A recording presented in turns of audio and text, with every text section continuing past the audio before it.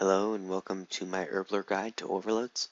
Basically in this guide I will be talking about training methods to get up to overloads, why you should probably stop at 95, and kind of the best ways to boost from 95 to 96 so you can just make overloads pretty quickly. So I hope it helps and I hope you enjoy.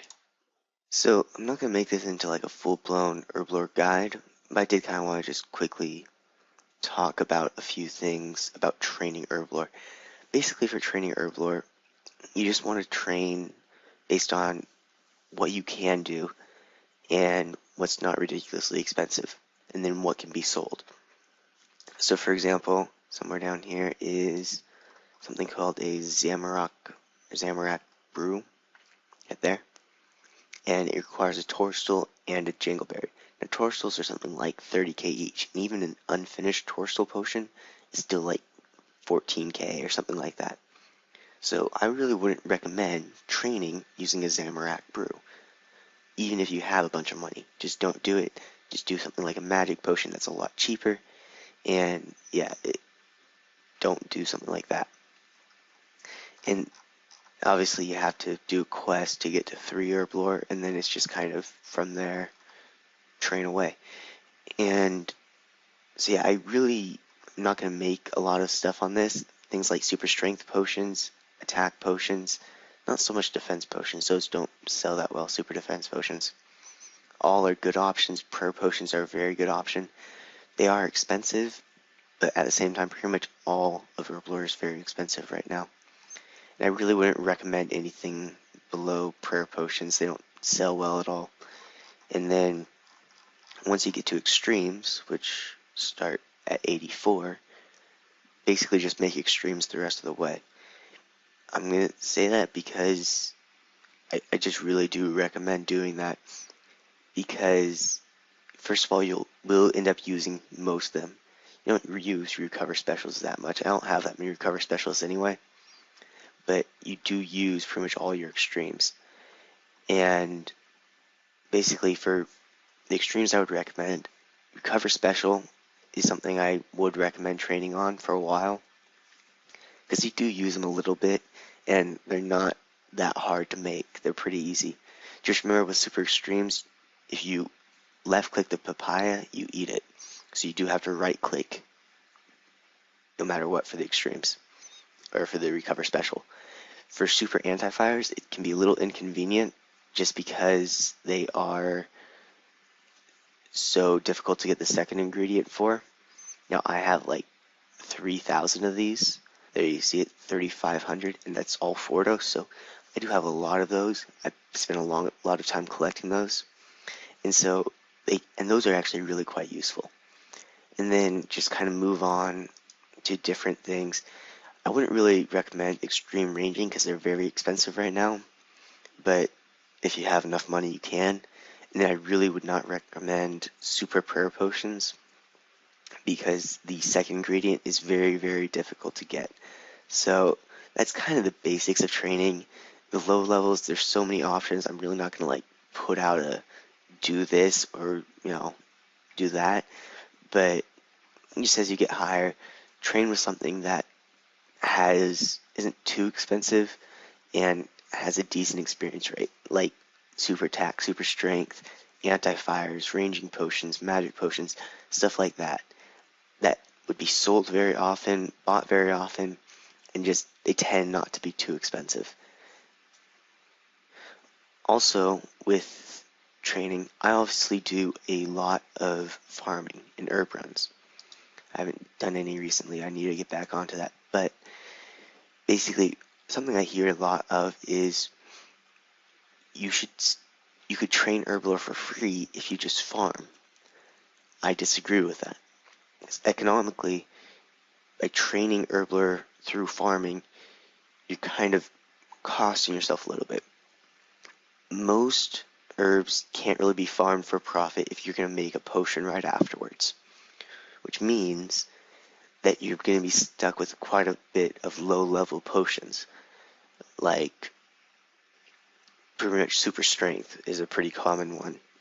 Isn't as profitable as it could be, but it would make a profit if you made super strength potions. However, basically, here's my thinking on it, and I hope you can understand this. So basically, if you do say, like, if you can farm up to a maximum of 1,200 herbs per week, which is actually pretty much the maximum I tend to hit just because the amount I log on. You can go higher, you can go a lot lower, but that's the basics. So if you farm 1,200 herbs a week, basically that's your limiting factor. So if you're going to do something like super strength potions as your training method, you could only make about 1,200 per week, unless you have the scroll of cleansing, which I'll talk about in a second. But basically, so if you have 1,200 per week, in my opinion, you're a lot better off farming the best herb you can. So for example, herbs that I would really recommend farming are things like, Lantadymes, Rainers. It changes every week, but that's kind of like the basics. Maybe dwarf weeds. And just farm whatever you can that's really profitable, and then sell those, and then use the money you make off selling them to then buy the ingredients to make potions. And basically, it sounds less efficient, but the reality is, rather than being stuck farming one thing and basically just making one potion, by doing it my way, you actually end up with a lot more experience, because basically instead of having only 1,200, you can make, even basically you already have the herb, so it's better off for you to simply go ahead and get the full experience that you possibly could. I'm not really sure that made sense, but basically you're just better off farming the best herb you can that makes money, selling it, and then just buying the Herblore experience by buying the two different ingredients and mixing them together yourself. It is not worthwhile to just do farming for trying to make a profit off using those herbs you farm to do Herblore. Now for actually mixing overloads, basically what I'm going to be talking about is going to be a little bit different than the normal way, and obviously I'm only 95 Herblore, which is kind of the purpose of this guide. The difference between 95 and 96 Herblore, if you don't know, is around 930k experience.